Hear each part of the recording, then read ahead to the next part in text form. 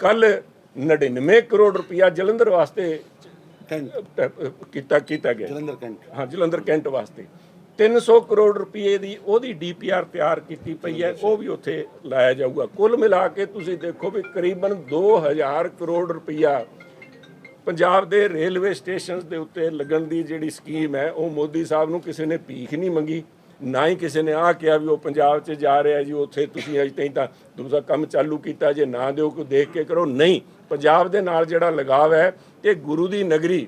ਦੇਖੋ ਮੈਂ ਕਿਤੇ ਵੀ ਰਿਹਾ ਹਾਂ ਸਾਹਿਬ, ਮੇਰੀ ਪ੍ਰਿਸ਼ਠਭੂਮੀ ਕਿਸੇ ਤੋਂ ਲੁਕੀ ਨਹੀਂ, ਚਾਹੇ ਮੈਂ ਉਸ ਪਾਲੇ 'ਚ ਬੈਠਾ ਸੀ ਚਾਹੇ ਮੈਂ ਅੱਜ ਬੈਠਾ, ਸਭ ਤੋਂ ਪਹਿਲਾਂ ਮੈਂ ਪੰਜਾਬੀ ਹਾਂ ਸਾਹਿਬ। ਤੇ ਪੰਜਾਬੀ ਹੋਣ ਦੇ ਨਾਤੇ ਮੈਂ ਚਾਹੇ ਕਾਂਗਰਸ 'ਚ ਸੀਗਾ ਤਾਂ ਹਮੇਸ਼ਾ ਆਵਾਜ਼ ਚੱਕੀ ਹੈ, ਹੁਣ ਜਦੋਂ ਜੁਆਇਨ ਕੀਤਾ ਉਹਦੇ ਬਾਅਦ ਆਵਾਜ਼ ਚੱਕੀ, ਅੱਜ ਮੈਂ ਇਸ ਪੋਜੀਸ਼ਨ 'ਚ ਮੈਨੂੰ ਜ਼ਿੰਮੇਵਾਰੀ ਦਿੱਤੀ ਹੈ, ਫਿਰ ਅੱਜ ਮੈਂ ਗੱਲ ਇਸ ਗੁਰੂ ਦੀ ਨਗਰੀ 'ਚ ਬੈਠ ਕੇ ਫਿਰ ਦੁਹਰਾਉਣ ਲੱਗਿਆ।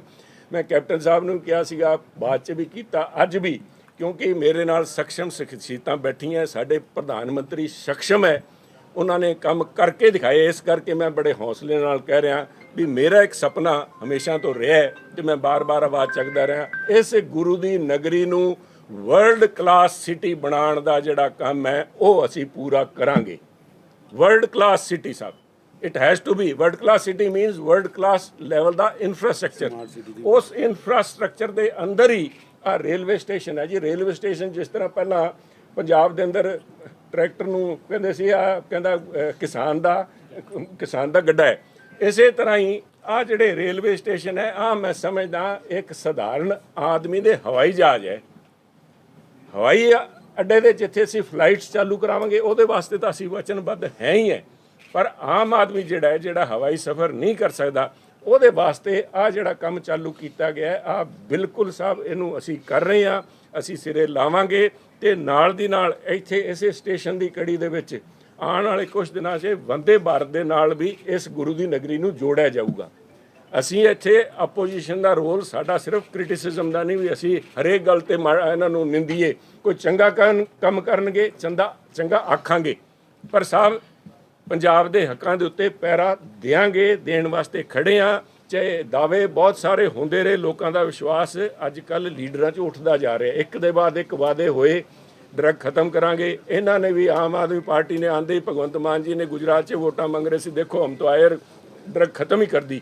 ਤੇ ਆ ਜਿਹੜੀ ਪਾਰਲੀਮੈਂਟ ਦੀ ਰਿਪੋਰਟ ਆਈ ਹੈ, ਪੰਜਾਬ ਦਾ ਹਰ 5ਵਾਂ ਵਿਅਕਤੀ ਨਸ਼ੇ ਦੇ ਨਾਲ ਪੀੜਿਤ ਹੈ। ਉਹਦੇ ਵਿੱਚ ਸਭ ਤੋਂ ਜ਼ਿਆਦਾ ਚਿੰਤਾ ਦਾ ਵਿਸ਼ਾ ਹੈ ਜਿਨ੍ਹਾਂ ਨੇ ਕਿਹਾ ਵੀ 10 ਸਾਲ ਤੋਂ ਲੈ ਕੇ 17 ਸਾਲ ਦੇ ਬੱਚਿਆਂ ਦੇ ਅੰਦਰ ਵੀ ਇਹਦਾ ਚੱਲਣ ਬਹੁਤ ਹੀ ਤਾਦਾਦ ਨਾਲ ਵੱਧ ਰਿਹਾ। ਉਹਦੇ ਵਾਸਤੇ ਅਸੀਂ ਰੋਕਾਂਗੇ ਅੱਜ, ਕਿਉਂਕਿ ਉਹ ਕਹਿੰਦੇ ਨੇ ਇੰਨੇ ਇੱਕ ਲੋਕਾਂ ਨੇ ਵਾਅਦੇ ਕਰਤੇ ਵੀ ਹੁਣ ਜ਼ੁਬਾਨ ਖੋਲ੍ਹਦੇ ਵੀ ਐਂ ਲੱਗਦਾ ਵੀ ਸਾਰੇ ਕਹਿਣਗੇ ਵੀ ਉਹ ਵੀ ਕਹੇਗੇ ਤੁਸੀਂ ਵੀ ਕਹੇਗੇ, ਉੱਪਰ ਉਹਦਾ ਹਰੇਕ 5 ਉਂਗਲੀਆਂ ਬਰਾਬਰ ਨਹੀਂ ਹੁੰਦੀਆਂ। ਜਿਸ ਦ੍ਰਿੜਤਾ ਨਾਲ ਤੇ ਜਿਸ ਕਿਸਮ ਦਾ ਲਗਾਵ ਮੋਦੀ ਸਾਹਿਬ ਦਾ ਪੰਜਾਬ ਦੇ ਨਾਲ ਹੈ, ਉਹਦੇ ਹੌਸਲੇ ਉੱਤੇ ਅਸੀਂ ਕਹਿ ਰਹੇ ਹਾਂ ਵੀ ਅਸੀਂ ਤਕੜੇ ਹੋ ਕੇ ਕੰਮ ਕਰਾਂਗੇ।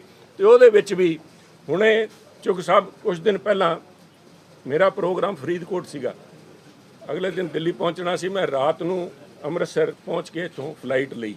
ਜਦੋਂ ਫਲਾਈਟ ਲਈ ਮੇਰੇ ਨਾਲ ਇੱਕ ਬਹੁਤ ਹੀ ਮਸ਼ਹੂਰ ਕ੍ਰਿਕਟ ਪਰਸਨੈਲਿਟੀ, ਕਿਉਂਕਿ ਮੈਂ ਹਿੰਦੁਸਤਾਨ ਦਾ ਇਸ ਕਰਕੇ ਕਹਿ ਰਿਹਾ ਵੀ ਮੈਂ ਹਿੰਦੁਸਤਾਨ ਦਾ ਇੱਕ ਵਾਹਿਦ ਹੈ ਜਾਂ ਸ਼ਖਸ ਹੋਊਗਾ ਜਿਹੜਾ ਲੰਬਾ ਚੌੜਾ ਕ੍ਰਿਕਟ 'ਚ ਇੰਟਰਸਟ ਨਹੀਂ, ਨਾ ਹੀ ਮੈਂ ਪਛਾਣਦਾ ਵੀ ਆ ਕੌਣ ਹੈ, ਪਰ ਮੈਂ ਸ਼ਕਲ ਮੈਨੂੰ ਕਿਉਂਕਿ ਟੀਵੀ ਦੇ ਕਿਤੇ ਨਾ ਕਿਤੇ ਦੇਖੀ ਜਾਣੀ ਪਛਾਣੇ ਲੱਗਿਆ।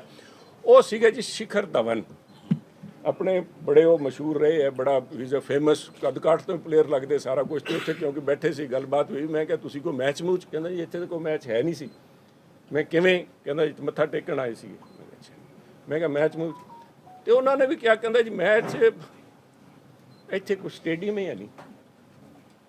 ਮੇਰੇ ਵੀ ਗੱਲ ਬੜੀ ਲੱਗੀ ਵੀ ਕਿੱਥੇ ਇੰਟਰਨੈਸ਼ਨਲ ਲੈਵਲ ਦਾ ਸਟੇਡੀਅਮ। ਸਭ ਹੁਣ ਵਿਚਾਲੇ ਰੌਲਾ ਪਾ ਲਿਆ ਸਾਰੀ ਆਪੋਜੀਸ਼ਨ ਨੇ ਜੀ ਵੀ ਇਹਨਾਂ ਨੇ ਤਾਂ ਬੀਜੇਪੀ ਨੇ ਹੋਣ ਨਹੀਂ ਦਿੱਤਾ ਜੀ, ਮੋਹਾਲੀ 'ਚ ਹੋਣਾ ਸੀਗਾ, ਪਤਾ ਲੱਗਿਆ ਵੀ ਮੋਹਾਲੀ ਦਾ ਸਟੇਡੀਅਮ ਹੈ ਨਹੀਂ, ਉਹਦੇ ਵਾਸਤੇ ਫਿੱਟ ਹੈ ਨਹੀਂ, IPL ਵਾਸਤੇ ਉਹਨਾਂ ਨੇ ਨਵਾਂ ਉੱਥੇ ਬਣਾ ਰਿਹਾ, ਮੋਹਾਲੀ 'ਚ ਬਣ ਰਿਹਾ ਸਾਹਿਬ। ਆਹ ਗੁਰੂ ਦੀ ਨਗਰੀ ਹੈ ਸਾਹਿਬ, ਆਹ ਵੀ ਪੰਜਾਬ ਦਾ ਹਿੱਸਾ ਹੋਣਾ ਹੈ। ਤੇ ਬੱਚਿਆਂ ਨੂੰ ਜਦੋਂ ਮੈਂ ਡਰੱਗ ਦੇ ਨਾਲ ਇਹਨੂੰ ਰਿਲੇਟ ਕਰ ਰਿਹਾ, ਮਲਿਕ ਸਾਹਿਬ ਮੈਂ ਬੜਾ ਸੋਚ ਸਮਝ ਕੇ ਕਰ ਰਿਹਾ, ਕਿਵੇਂ ਹਟਾਓਗੇ ਡਰੱਗ ਤੋਂ ਤੁਸੀਂ? ਬੱਚਿਆਂ ਨੂੰ ਕੋਈ ਸਪੋਰਟਸ ਵਾਲੇ ਰਾਹ ਤੇ ਪਾਵਾਂਗੇ ਤਾਂ ਹੀ ਇਸ ਪਾਸੇ ਆਊਗਾ ਜੀ। ਆਈ ਪ੍ਰੋਮਿਸ, ਨਾਟ ਔਨ ਮੈਨੂੰ ਇਸ ਕਿਸਮ ਦਾ ਕੋਈ ਘਮੰਡ ਹੈ ਜਾਂ ਮੈਂ, ਕਿਉਂਕਿ ਮੇਰੇ ਨਾਲ ਇੱਧਰ ਚੁਗ ਸਾਹਿਬ ਬੈਠੇ ਹੈ, ਮਲਿਕ ਸਾਹਿਬ ਬੈਠੇ ਹੈ, ਰਾਜ ਕੁਮਾਰ ਜੀ ਬੈਠੇ ਹੈ, ਸਾਡੇ ਸੰਧੂ ਸਾਹਿਬ, ਸਾਰੇ ਸਾਡੇ ਸੀਨੀਅਰ ਲੀਡਰ ਬੈਠੇ ਹੈ। ਆਉਣ ਤੋਂ ਪਹਿਲਾਂ ਮੈਂ ਹਰਦੀਪ ਪੁਰੀ ਜੀ ਨਾਲ ਵੀ ਗੱਲ ਕਰਕੇ ਆਇਆ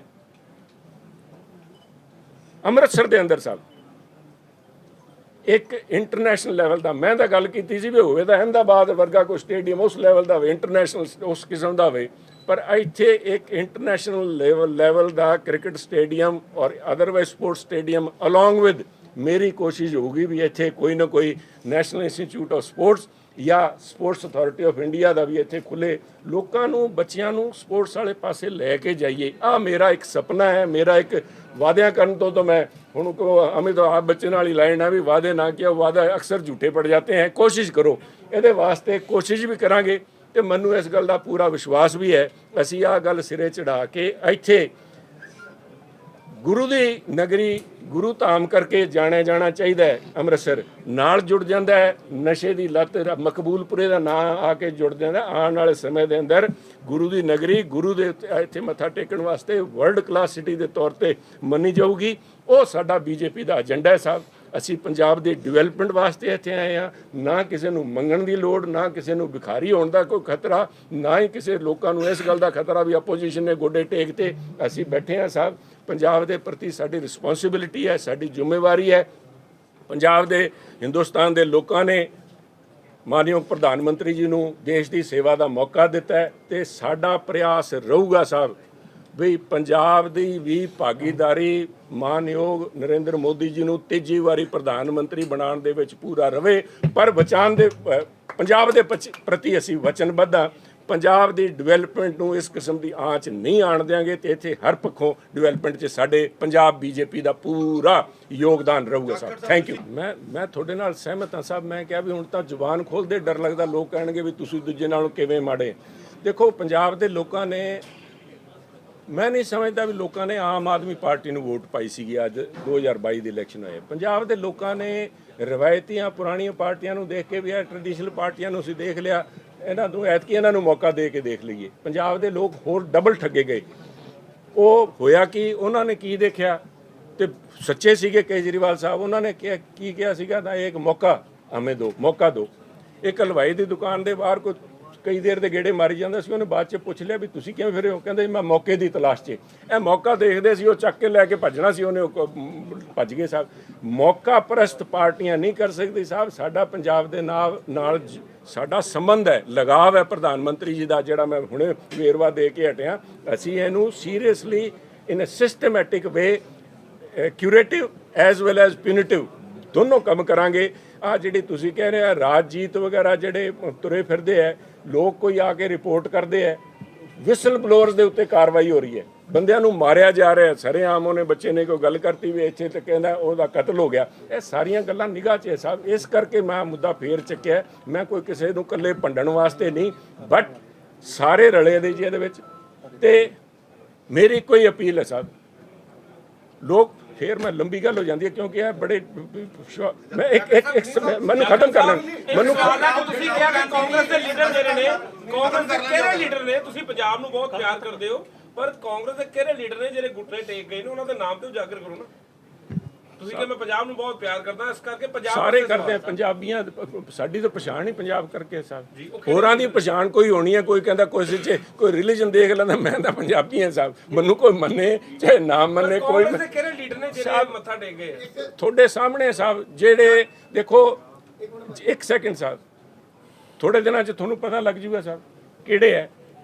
2 ਜਾਂ 3 ਵੱਡੇ ਲੀਡਰ ਜਿਹੜੇ ਇਹਨਾਂ ਦੇ ਹੈ, ਜਿਹੜੇ ਜ਼ਿਆਦਾ ਕੋਠਿਆਂ ਤੇ ਚੜ ਕੇ ਕਹਿ ਰਹੇ, ਉੱਥੇ ਜਾ ਕੇ ਸਮਝੌਤਾ ਕਰਿਆ, ਇੱਥੇ ਆ ਕੇ ਕਹਿ ਰਹੇ ਵੀ ਅਸੀਂ ਇਸ ਸੋ ਕਾਲਡ ਇੰਡੀਆ ਨੂੰ ਮੰਨਦੇ ਹੀ ਨਹੀਂ ਤੇ ਇਹਨਾਂ ਨੂੰ ਰੋਜ਼ ਕੋਸੀ ਜਾਂਦੇ। ਉਹਨਾਂ ਸਾਰਿਆਂ ਨੇ ਆਪਣੇ ਪਰਿਵਾਰ ਦੀਆਂ ਟਿਕਟਾਂ ਐਮਪੀਆਂ ਦੀਆਂ ਮੰਗ ਰੱਖੀਆਂ ਸਨ।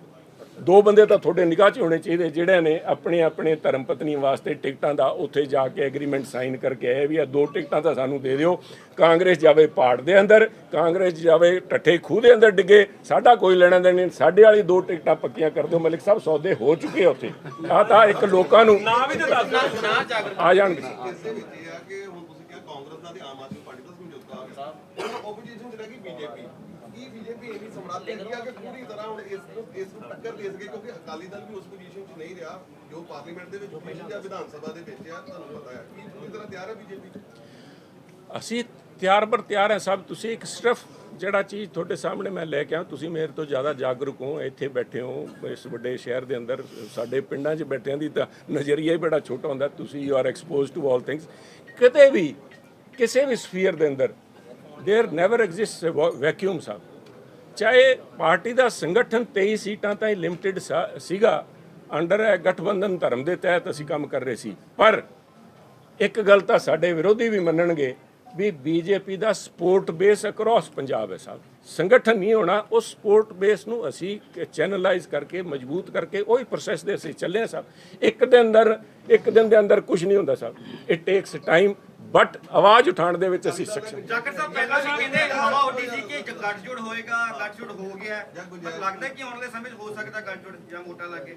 ਮੇਰਾ ਜਿਹੜਾ ਏਜੰਡਾ ਨਾ ਸਾਹਿਬ, ਬਿਕੋਜ਼ ਆ ਗੱਠਜੋੜ ਹੋਣਾ ਹੈ ਨਹੀਂ ਹੋਣਾ, ਇਹ ਦਿੱਲੀ ਦੇ ਬੈਠੇ ਆ ਸਭ, ਉੱਥੇ ਫੈਸਲੇ ਹੋਣੇ ਆ। It is beyond my pay grade, ਜਿਹਨੂੰ ਕਹਿੰਦੇ ਨਾ, this is beyond my pay grade. ਮੇਰੇ ਤੋਂ ਰਾਏ ਪੁੱਛਣਗੇ, ਮੈਂ ਆਪਣੀ ਰਾਏ ਦੱਸ ਦੂੰਗਾ। ਪਰ ਮੈਂ ਇੰਨਾ ਕਹਿ ਸਕਦਾ, ਮੇਰਾ ਏਜੰਡਾ ਹੈ ਜਿਹੜਾ ਮੈਨੂੰ ਕਿਹਾ ਉਹਨਾਂ ਨੇ ਵੀ ਤੁਸੀਂ ਜਾ ਕੇ, ਸਾਡੀ ਸੀਨੀਅਰ ਲੀਡਰਸ਼ਿਪ ਨੇ ਵੀ ਸੁਨੀਲ ਜੀ ਤੁਸੀਂ ਜਾ ਕੇ ਪੰਜਾਬ ਦੇ ਕੋਨੇ-ਕੋਨੇ 'ਚ ਬੀਜੇਪੀ ਦਾ ਪਰਚਮ ਲਹਿਰਾਣਾ ਹੈ, ਲੋਕਾਂ ਨੂੰ ਵਾਕਫ ਕਰਾਉਣਾ ਹੈ। ਜੋ ਕੰਮ ਪ੍ਰਧਾਨ ਮੰਤਰੀ ਮੋਦੀ ਜੀ ਦੀ ਸਰਕਾਰ, ਬੀਜੇਪੀ ਦੀ ਸਰਕਾਰ ਪੰਜਾਬ ਵਾਸਤੇ ਤੇ ਲੋਕਾਂ ਵਾਸਤੇ ਕਰ ਰਹੀ ਹੈ, ਉਹ ਲੋਕਾਂ ਕੋਲ ਲੈ ਕੇ ਪੰਜਾਬ ਦੇ ਰਾਜਪਾਲ ਪਾਰਟੀ ਹਾਈਕਮਾਂਡ ਦੇ ਤੁਹਾਡੇ ਕੀ ਵਿਚਾਰ ਹੋਣਗੇ ਜਿੱਦਾਂ ਤੁਸੀਂ ਕਹਿ ਰਹੇ ਹੋ ਜੇ ਨਿੱਕੋ ਵਿਊ ਮੰਗਣਗੇ ਗੱਠ ਕੁਛ ਗੱਲਾਂ ਸਾਨੂੰ ਅੰਦਰ ਬੰਦ ਕਮਰੇ 'ਚ ਕਰਨ ਦਾ ਦੇ ਦਿਓ ਯਾਰ। ਲੈਸ ਉਹ ਪਹਿਲਾਂ ਕੇਸ ਕਰਕੇ ਚਲੀ ਗਈ ਸੀਗੀ, ਪਰ ਹੁਣ ਫਿਰ ਬਹਾਲ ਹੋਈ ਹੈ, ਜੁਆਇਨ ਕਰਨਗੇ, ਉਹਦੇ ਬਾਰੇ ਕੀ ਕਹਿਣਾ? ਅੱਛੀ ਗੱਲ ਹੈ ਜੀ।